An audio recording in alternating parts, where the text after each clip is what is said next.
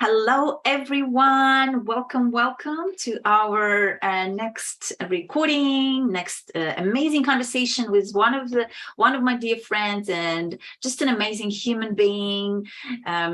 Glad to be talking to her today, Victoria Rusk. Hi, Victoria. Hello. So before we jump into the conversation, let me introduce Victoria really quickly. So Victoria has worked as a mitigation specialist for a decade. Her first year in criminal defense, she worked for an agency dedicated to capital murder cases. She opened her private business, Heart of Justice, in 2013, and have been making mitigation magic ever since. She is the author of the Handbook for Mitigation, which outlines how mitigation works for the accused and their loved ones. She's the owner and creator of Mitigation University, an online course teaching and consulting a variety of professionals specifically for criminal defense mitigation. She has a bachelor degree in public relations from Texas Tech University and attended several mitigation training seminars across the nation, like Trial Lawyers College, Institute for Restorative Justice and Restorative Dialogue, Mitigation Workshop, Grace Mitigation Bootcamp, training, and a dozen more. She's also a certified poverty-informed coach through communication across barriers, Beagle Coaching Institute. And before her career in criminal defense, she worked as a journalist and humanitarian. When she reflects back even further, she is amazed at all the people who contributed to her emotional, physical, and spiritual well-being, especially her parents. Her mom was a nurse and often gave herself to the point of exhaustion. She has done her best not to take on her overachieving characteristics, but it didn't work. However, she learned to self-care in her 30s, and she's doing her best to share her knowledge and experience with others. Welcome, Victoria. Thank you. Welcome and great to have you. And every time I read your story, it's just so interesting. And I think it's so very unique from the conversations we usually have, and your background, right, mixed with your passion and why you choose to do what you do. So my first question I want to ask you today is, tell us why you do what you do and what makes you unique. And it's already unique in itself. But why specifically that field? Well, I tell people too, like when they ask, how'd you get into this business? I share with them that, this really chose me. I didn't even know that mitigation was a position or a job or a career field in 2011. So it kind of chose me. Somebody introduced me to mitigation and criminal defense and said, hey, you have this humanitarian background. You could, be in a house with a dirt floor, or you go to an orphanage or an old folks home in another country, and being adventurous in that way and being helpful and being of service, and meeting people where they are.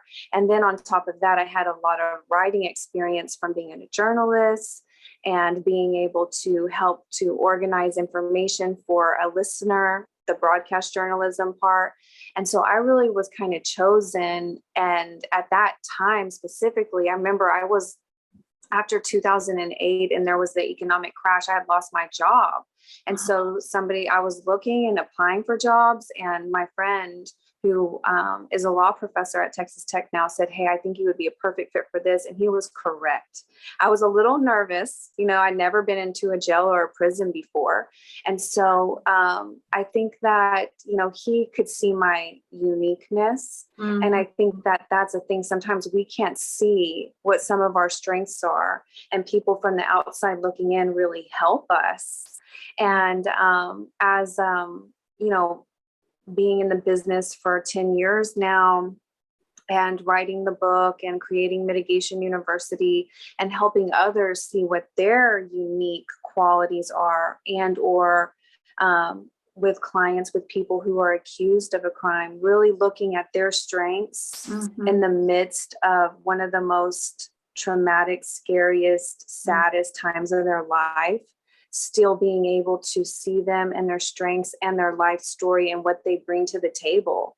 there was no way I could do this for another person if I didn't try to do it for myself, right? Even for my mom and my dad, and seeing them as a more human being doing the best they can with what they have going on. Right.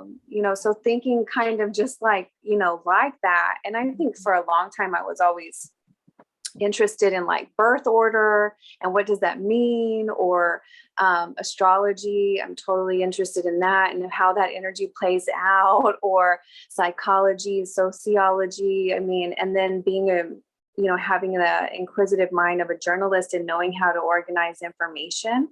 So that somebody who's already judging, even though we don't want them to, like a juror, they can come in and we can do our best to show them and tell them and share with them evidence and information or interviews about someone, and either in hopes that they will come to a place of mercy or grace. Yeah. Yeah, I love that. So you actually stumbled kind of upon it, but it was brought onto you. So that's so interesting. And then you found, wow, that's just really matches. So Right. yeah, and I love that, because I think it's not easy. It's easy to see one side of things, but it's not easy to really consider everything, and with empathy enough, and really understanding and coming from the humanitarian side, which you've been have experience in. So I think that's beautiful, because you meant you meant to do that. And speaking about books, I know you're already an author of your own book, and we just published a multi-author Women of the World Network multi-author book, which was our second series, recipes for body, mind, and soul. And Victoria was one of our co-authors in the book, writing about this specific area of her passion, and sharing her expertise and her experience. And again, I think it's so wonderful that you are doing this work, even though I can imagine how it can be, challenging at times. And I don't know much about it, but I think it's just so interesting. Can you talk to us about your chapter? And I know you spoke about your area of expertise. Give us a name, and can you talk about your chapter, and what would you like the reader to take away from it? Oh, yes. Well, thank you for this opportunity to co-author with other beautiful women sharing their stories. What a great opportunity for mitigation for people who maybe don't even see it coming, who might be reading the book or sharing the book and don't, even think about this aspect of life, because they never been a part of the criminal justice system here in the United States. And so what an eye-opening experience, I think, for mitigation. So that was really important to be a contributing author. But my chapter, the recipe for mercy. So that's really important, that I want people to see or understand, or see how perhaps they could contribute to their loved one's criminal case. And how does that even happen, right? Like, we see stuff on TV or whatever, but it's nothing like whenever it's your family or yourself, or even somebody an acquaintance or something, right? And we live in a country where mass incarceration is a huge problem. We have more prisoners than China. And so it's like, wow, it's baffling. So my chapter specifically, the recipe for mercy, was how do you contribute, if you want to someone who's accused of a crime? And a lot of times writing a character letter. So it's like, my recipe really does talk about not just myself, but how does a person be able to separate the sin from the sinner, right? And a lot of times when someone's asking somebody else to write a character letter, they're like, well, what would I say? Because they too have to overcome their own shame, disappointment, hurt feelings, to be able to still see this person as someone that they loved or cared for or interacted with in some time in their life, and have that full circle moment where they really do want to still be there for them, because they remember who this person is before they were accused of a crime. And so my recipe in particular is like, how do you, write that letter? How do you kind of get over it or remember back to the good times and then apply that information for the better outcome of this person that you cared for or that you once cared for, right? So that, little piece of the puzzle of mitigation, I just thought, this is something that anybody can identify with if they want to, because it is a choice that you want to contribute to someone, even if they embarrass you or you're ashamed of them, but they need your help because, hurt people. Yes. And that's the truth. And so, that somebody does something out of character that you wouldn't fathom or know, there's something else going on. Mm-hmm. And so despite if you can know that, you don't have to know the details of their case. You don't have to know a lot of stuff, what people know is just what they might maybe see in the news, if it even gets news coverage. Right. But I do believe that most people want to contribute to somebody else's life if they're giving the opportunity. They just need to know about it. They need to be asked. And there's just so much shame around criminal defense. It's part of, this recipe is a part of my way to try to help, mitigate that shame and that misunderstanding and create an opportunity for compassion and forgiveness. Wow. That's so amazing to me. I think there's so much wisdom there. There's so much empathy and just being human being, but understanding those things because it's so easy. And with, like you said, first of all, with so many cases right now, what's happening right now here in our country, yes. Right? But then, like you mentioned, how many of those do not even get the coverage? So we find out about the cases that get the coverage. How many of those we actually don't even find out about? Right. And that is scary, but it's also so easy to just make that big guilt. But you're right, there's so much shame behind that. So if we take another approach and someone like you start, giving this recipe to people to have that chance for second or second opinion or evaluation, whatever it is, that is, that's just so profound to me. And so if something happened in the family, like how do even people go about it? Like where do they find the resource to even start with the mitigation process? Elle, it's really limited, right? There's not enough mitigation specialists out there. And a lot of times it's going to come through the recommendation of the attorney. Mm-hmm. So if somebody or that you love is accused of a crime, it's going to be bringing up the subject matter of mitigation and preparing for punishment to their criminal defense attorney. Yeah. That would be the first step.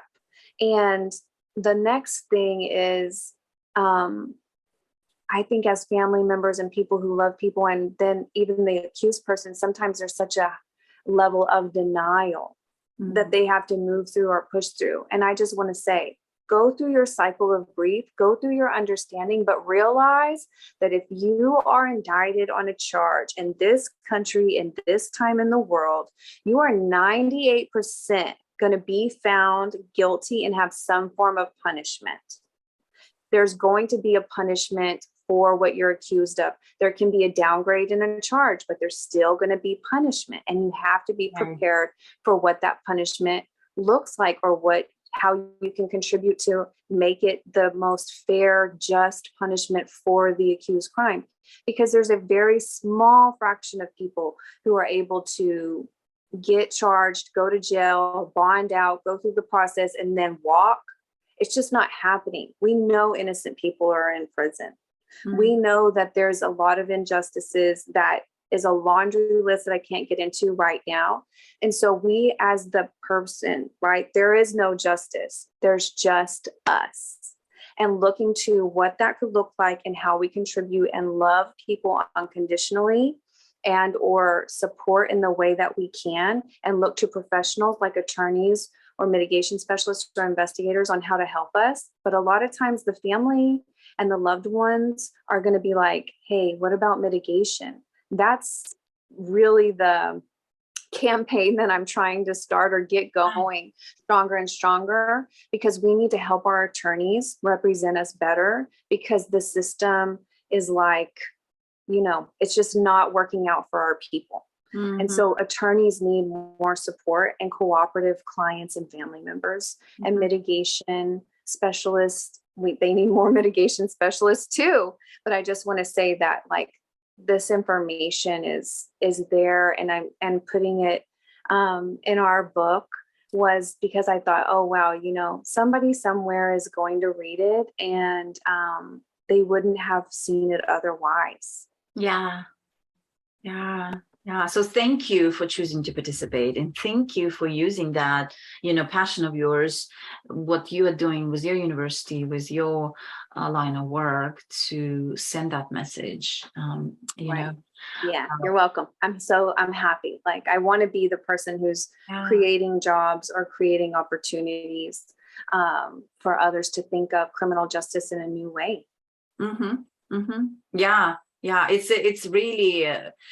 It's like a new fresh breath of air, but it's just in a very stuffed environment that needs to be clean. So thank you for all you do. And I know also, of course, you have been a very wonderful member of Women of the World Network, and the community of multinational women. So I have a question I always like to ask. What does it mean for you to be a woman of the world? To me, being a woman of the world is about connection and contribution. It means that we are listening to one another and connecting in ways that we can to betterment ourselves and the communities that we are living in. Yeah, that's beautiful. Thank you. And I am going to finish it with rapid fire questions. Are you ready? Yes. Awesome. Okay, so my first question, your favorite book name is?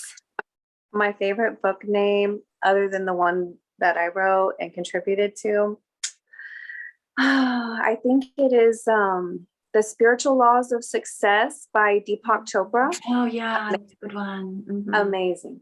Yeah, that's a great one. Great reference book. Yeah, and I feel like I want to reread it again as well. Oh, right. Yes. Yeah. Okay, beach or mountains? Mountains. Favorite international destination to visit? My favorite, right now, out of all the places I've been, and the place I would return to is Bali. Okay, that's on my list. Haven't been. Summer or winter? Summer. Okay, and the last one, things that you have discovered about yourself recently. Oh man, to be gentle with myself over and over again, that, this journey is up and down. And when you do find yourself being down, really thinking about yourself on the cellular level and knowing that our soul has no boundaries. This body creates the obstacles. And so how do I want to live? And it's, I want to live and be gentle with myself. Yeah, beautiful. Yes. And even at the beginning of this conversation, we did the breathing, and just remembering to honor ourselves and take rest, right? Take care when we need to. Journey called life is beautiful, amazing, but it has its own up and downs, like you said. Yeah, and especially right now, the transformational times, and it's going to get better. And I want to thank you for this conversation today. This was so wonderful, Victoria, and thank you for taking the time. And we will post all the information about Victoria in the comments, and feel free to definitely connect with her. And again, her chapter in one of our books, and the book name is Recipes for Body, Mind, and Soul. Thank you, Victoria. And now we'll talk to you soon. Thank you so much. Bye. Bye.